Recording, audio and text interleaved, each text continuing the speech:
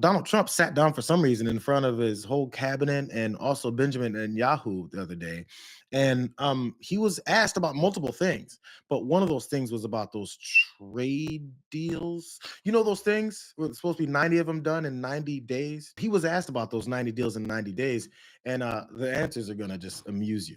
What happened to 90 trade deals in 90 days as people Oh, are we've spoken to everybody. We know it's all done. What's the I told you, we'll make some deals, but for the most part, we're going to send a letter. We're going to say, welcome to the United States. If you'd like to participate in the greatest, most successful country ever. I mean, we're doing better than ever. We have, I don't think, and you're going to see these numbers soon. We've never had numbers like this. We've never had investment like this. We have more than 90. We're going to have much more than 90, but most of those are going to be sent a letter. This is exactly what I said. Now, we've made a deal with United Kingdom. We've made a deal with China. We've made a deal. We're close to making a deal with India. Others we met with, and we don't think we're going to be able to make a deal, so we just send them a letter. If you want to play ball, you have to. This is what you have to pay. So as far as I'm concerned, we're done. We're sending out letters to various countries, telling them how much tariffs they have to pay. Some will maybe adjust a little bit, depending if they have a cause. We're not going to be unfair about it. And actually, it's a small fraction compared to what we should be getting. We could be asking for much more, but for the sake of relationships that we've had with a lot of really good countries, we're doing the way I do it. But we could be getting a lot more. We could ask for a lot more than what we're asking for. He's done a lot. I mean, as far as he's concerned, the deals are all done. He was asked about those 90 deals in 90 days. I want to recap a couple of things really fast. So we've spoken to everyone, he said, and you'll see the deals will soon be here. So if you've spoken to everyone, what have you been speaking about? Why aren't those deals here yet? Because those deals are a demand letter where welcome to the United States, because this is some kind of brochure for your crappy hotels where someone may walk in. Welcome to the United States. You'll be paying this much money. I'm sorry, the consumers will be paying. I'm sorry, the businesses will pass on the cost of these tariffs and taxes down to consumers who'll be paying for these imported goods to come in. And if you don't want that, just become a part of the United States. His hope is that more folks will bail him out from his stupid ass decisions, and that being consumers and the American people. Except he'll force that bailout on us by us paying for all these things and making us so prosperous. There's a little bit more going on. Caroline Levitt again had to answer these questions. Also asked about 90 deals in 90 days. I mean, it's just not a slogan. It's a policy. Secretary Bessent said yesterday that countries will boomerang back to the April 2nd tariff level starting August 1st. Why did the president decide to have those tariffs not take effect Wednesday as originally scheduled? And then I was also wondering if you could share, obviously we saw the letters the president sent out on Japan and South Korea, but if any other major U.S. trading partners are getting letters today. Sure, yes, I can confirm. In fact, I have those letters. If you could get me the folder with the letters in them, Liz, they're right in the previous office.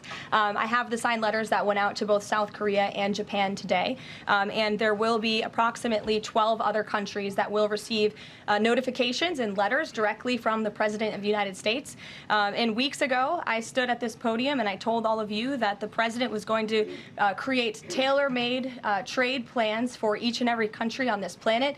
And that's what this administration continues to be focused on. The president will also sign an executive order today delaying the July 9th deadline to August 1st. So the reciprocal tariff rate or these new rates that will be provided in this correspondence to these foreign leaders will be going out the door within the next month, or deals will be made. And those countries continue to negotiate with the United States. We've seen a lot of positive developments in the right direction, but the administration, the president and his trade team want to cut the best deals for the American people and the American worker. That's what they're focused on. And in the effort of transparency, these letters will continue to be posted to Truth Social, so you can enjoy them yourself. I feel like they shouldn't be posting these letters to Truth Social because we've seen a couple of them. I'm gonna get to them in a second, and it's embarrassing, bro. So there's these letters being sent out. This is the quote that she said: tailor-made trade plans.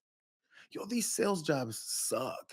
I don't know why they think people are believing this. Tailor-made trade plans are actually just these letters of demand. If you don't pay this, you get no business in the United States of America, or you can come in and give me billions of dollars. What is he talking about? This moved on also to Treasury Secretary Scott Bessent, who Herman Munster here continues to say the same things over and over and over again. But when it finally comes to them having to get these 90 deals in 90 days and actually own up to their promises and their deadlines that they made, watch how quickly this shifts from how many deals they want to get done. Scott Besson. We are going to have several announcements in the next 48 hours. And Joe, I think what President Trump is concerned about is the quality of the deals, not the quantity.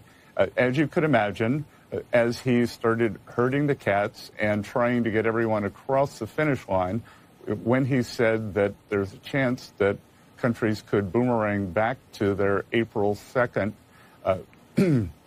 reciprocal tariff levels, we've had a lot of people change their tune in terms of negotiations. So my mailbox was full last night with a lot of new offers, a lot of new proposals. So it's going to be a busy couple of days. Now we're at August. We boomeranged again. Damn, are we in Australia or something? Sorry, I almost gonna say we're boomeranging back to August 1st. Now to August 1st, tomorrow these trade deals actually go through. And by the way, best thing, we're not talking about quantity, we're talking about quality. What the hell does 90 deals in 90 days mean except for quantity? 90 of them, 90 in 90 days. That's quick and a whole bunch of them. That was the whole purpose of this. This is going to go by so fast, your head's going to spin. You're not going to realize it's happening. But now it's quality over quantity. I'm still looking for the quality of these bills or these trade deals as well, too, because apparently the quality is you sending off demand letters to other folks. And Scott Besson, who sent this guy out to talk? What we're doing is we're talking like it's like the lies are starting to come up to him like vomit. Excuse me, I had to keep that down before that lie jumped out of my throat again. This guy's weird. No one should believe these horrible, horrible liars. One of them is also Kevin Hassett. This guy goes on Fox Business every other week. He pissed off Stuart Varney so many times. Varney's like, so when are you going to do something? So instead, he talked to Larry Kudlow about the same things that they're constantly lying about. I think, I'm not asking which, but I'm just saying roughly how many trade deals do we have? Let's call them trade deal frameworks do we have coming into this? How many do you think we have?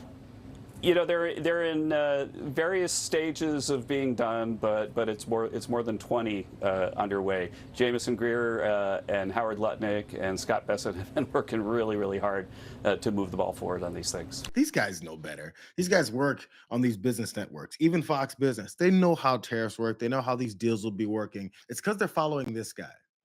Donald Trump is still talking about his letters. In fact, he's pretty proud of his letters. This is actually from the back end of June.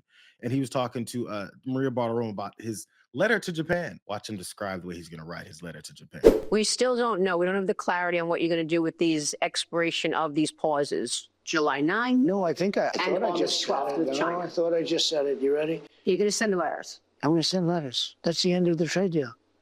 I could send one to Japan. Dear Mr. Japan, here's the story. You're going to pay a 25% tariff on your cars. Dear Mr. Japan. Hey, dear Mr. Japan. I guarantee he doesn't know the names of the leaders in Japan. Guarantee he doesn't know who he's talking to. He doesn't know who he'd be addressing the letter to. So in talking to Bartiromo, it's Dear Mr. Japan. Donald Trump was also on the tarmac trying to explain all of this away. And again, think about how he said he can take care of all these deals. He can do anything. He's the best negotiator that's ever lived in history. Howard Lutnick is always talking about how he's done so great for the United States of America, and I can't do anything without the genius of Donald Trump. He can handle anything. Can he handle 170 countries dealing with all these things that he said he's going to get done in 90 days? So we have a couple of other deals, but my inclination is to send a letter out and saying what tariff they're going to be paying. It's just much easier. We have, far more than 170 countries. And how many deals can you make? And you can make good deals, but they're very much more complicated. I'd rather, and I've been like this from the beginning, I'd rather send out a letter saying this is what you're going to pay to do business in the United States. And I think it'll be well received. I think it's just so many countries.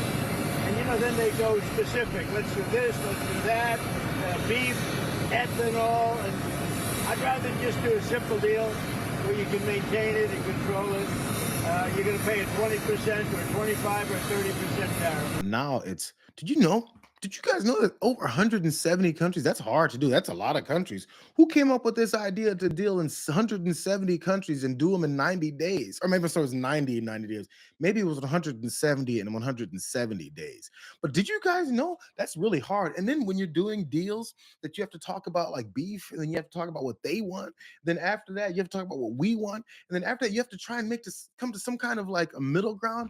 And then when you do that, like that takes a lot of time. Did you guys know that making deals takes a lot of time? Did you guys know that negotiating is a process? Man, who would have thought? I thought I could get one done every day. And like I said from the beginning, what I wanted to do was just send out some effing letters. Sure, because when you started this, when you said tariffs are going to make us rich, you talked about sending out a bunch of demand letters to a bunch of countries that they should pay this much, and if they don't, or else. Why is it that Fox News people kept telling me that he's the great deal maker of all time, the greatest negotiator in human history, but he can't get it figured out because it's kind of tough? Maybe you shouldn't have effed things up in the first place. You guys want to see that letter to Japan? It's a long letter. I'm not going to read the whole thing, but I want to give you guys a gist of what this letter looks like. He's very proud of that. He keeps talking about. I sent a letter out to Japan. I sent a letter. Here's the letter. His Excellency, he said, Dear Mr. Prime Minister, it's a great honor for me to send you this letter as it demonstrates the strength and commitment of our trading relationship and the fact that the United States has agreed to continue working with Japan. You mean continuing to purchase goods that get sent here and imported to companies that then sell them to our consumers because they want those things? Okay. Despite having a significant trade deficit with your great country, nevertheless, we have decided to move forward with you, but only with more balanced and fair trade, all capitals. Therefore, we invite you to participate in the extraordinary economy of the United States, the #1 market in the world by far. I'm not going to go through the rest of that, but then he pointed out in the last little paragraph, if for any reason you decide to raise your tariffs, then whatever the number you choose to raise them by, this is the threat part, will be added onto the 25% that we charge. Please understand that these tariffs are necessary to correct the many years of Japan's tariff and non-tariff policies and trade barriers, causing the unsustainable trade deficits against the United States. He's an idiot. You know how big of an idiot? Let me show you how big of an idiot this guy is. Notice that there's but these red marks because there's lots of teachers and grammatical folks that looked over this, and you don't have to do anything but glance to notice all of the grammatical errors. Now, it's probably on purpose because he thinks capitalizing things like great honor makes it more of a great honor. Or maybe consistently capitalizing tariffs and non-tariffs throughout the whole thing means something that makes it more impactful. But honestly, what it looks like is a third grader trying to write a smart piece that they maybe looked up and said, let me try and put this into my own words, and then try to make it look like he has this great document that he's sending to other countries. One last example of that. This is great. He sent also one of these letters to Bosnia and Herzegovina.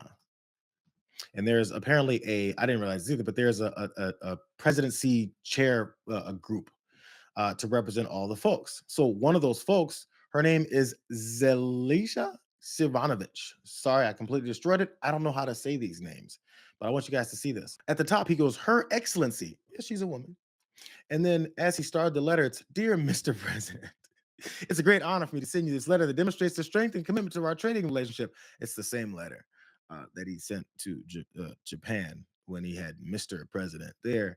And here it's Her Excellency. So he's misgendering her. You know what? You know what I'm tired of? I'm tired of all these extreme libs continuing to confuse our genders and get her mixed up with Mr. and Ms. You know, when are we going to finally have reality? There's one man and there's a woman in this, there's nothing in between. But this guy can't even get it right enough to continue to have a letter that's obviously a copy and paste of the other letters actually fit the person that he's sending the letter to. It's the United States of America. These are our leaders. This guy's running the country. It's a guy that said he's the smartest man in the world. He's the best deal maker ever. So as those deals continue to not being made, or as those deals just settle in at 25% tariff rates that of course get passed down to you, and then someone retaliates, they add another point onto that. Ready to empty your wallets and see if you want to still support him.